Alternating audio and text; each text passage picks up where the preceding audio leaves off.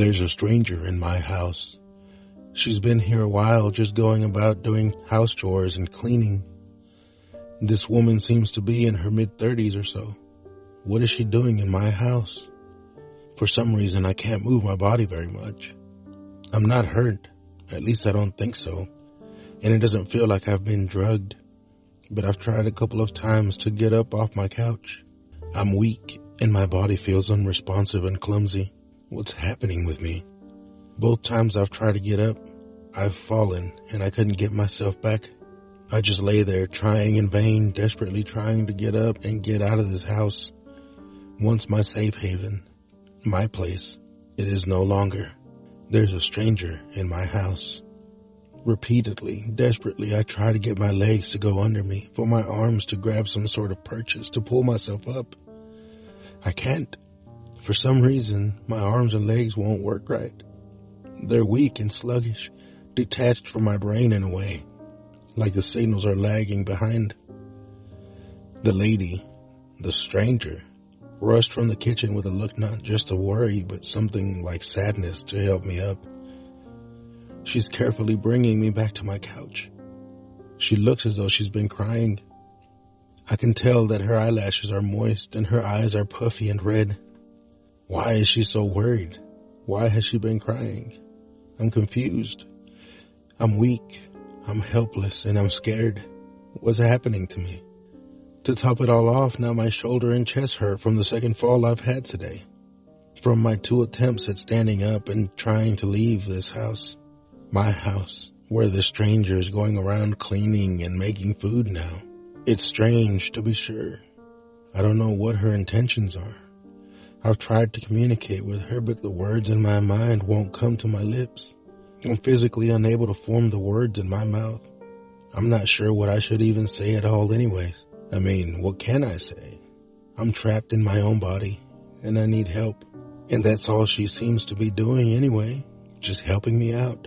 Not for the first time today, nor the last time, I'm asking myself, what's happening to me? At least this strange lady doesn't seem to be aggressive or even a bad person, not really. She even sort of seems pleasant, if not familiar. If we weren't in this situation we're in, we could probably even be friends. She comes and checks on me from time to time, making sure my legs and feet are covered and that I'm comfortable.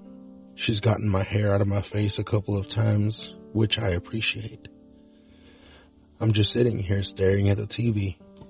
The volume is barely loud enough for me to hear. I like this show. It's been on for a while. It's a show on a Spanish channel. There's a good-looking lady with the shoulder-length hair like a bob, sort of, whose family has a lot of money.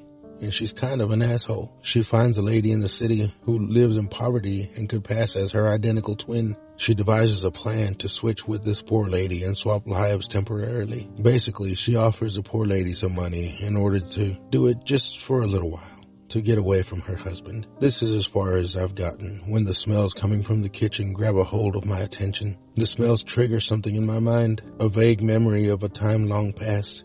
It smells like my childhood home. Like nothing else today. This reminds me of everything. The woman brings a bowl of food for me. I refuse it. I turn my head away, showing her that I didn't want it. You have to eat.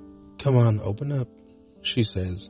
Just what does she think she's doing? You can't come in and intrude on someone's home and then feed them? The hell? No.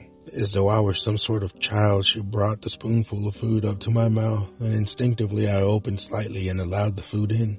Immediately I'm amazed. Her cooking is fantastic. It's also strangely familiar. I don't know why though. I'm pretty sure we've never met. But it's like my mom's cooking. The flavors and spices are eerily similar. The textures, the consistencies, all the same. The first bite reminds me of a time when I was younger and would be at the dinner table with my brothers and sisters. My dad getting home from work and removing his boots at the door. He hated dragging dirty boots into the house. We would all run over and hug him hello while yelling, "Dad's home." He smelled of sweat and the outdoors, of dry, hot earth and hard work. "Hey, monkeys, how y'all doing today? Y'all have a good day at school?" We would all yell together, "Yeah!" All this is what her cooking reminded me of. But why? After the meal, the lady came to sit on the couch next to me, gently smacking my lap. "Well, did you like your lunch? It's my mom's favorite recipe." My eyes just followed her movements as she came to sit by me. I stared straight into her eyes, those familiar eyes. She said that recipe is really special to her, not just because it's her mom's favorite, but because between her mom and her grandmother, they had taught her the recipe and a couple of others on that day so long ago.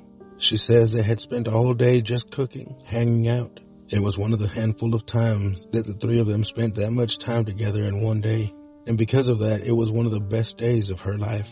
Why is she telling me this? She again adjusted the blanket covering my feet and grabbed the remote for the TV. "Here, I know. Let's put this on. I like this show.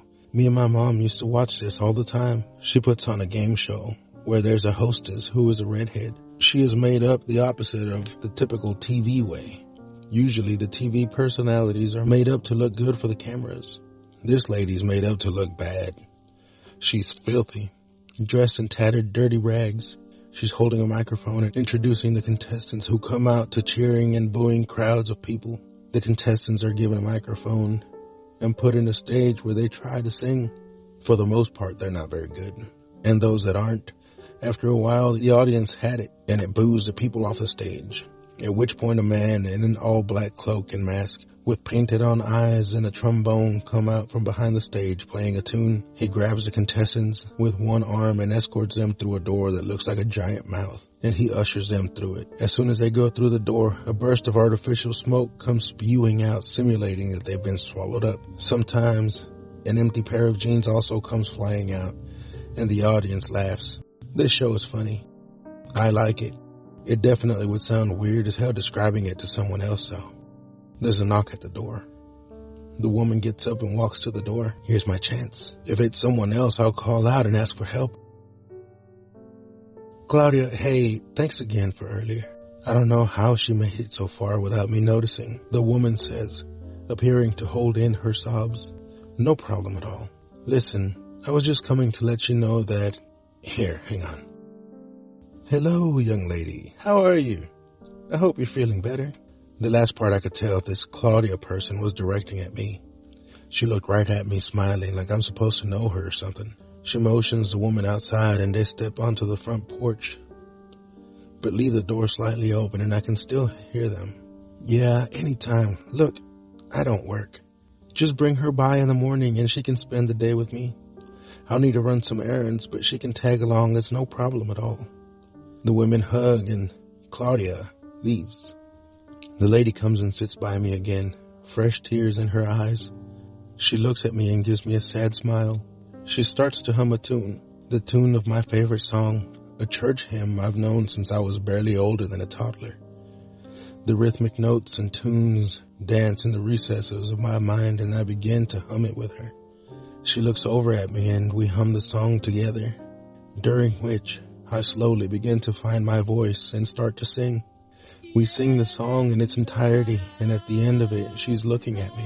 I don't know why, but looking at her, seeing her sadness puts a hitch in my throat, and I feel immense sadness all of a sudden.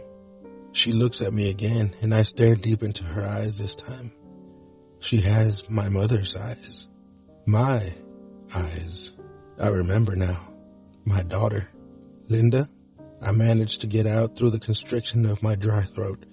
Through sobbing tears, my heart feels like it's been squeezed by an immense weight. "Mom?" The woman, Linda, my daughter, cries out.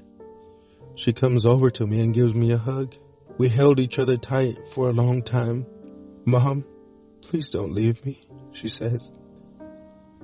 "Mija, I'll never leave you. I'll always be with you no matter what. I promise, anywhere you go, I'll be with you."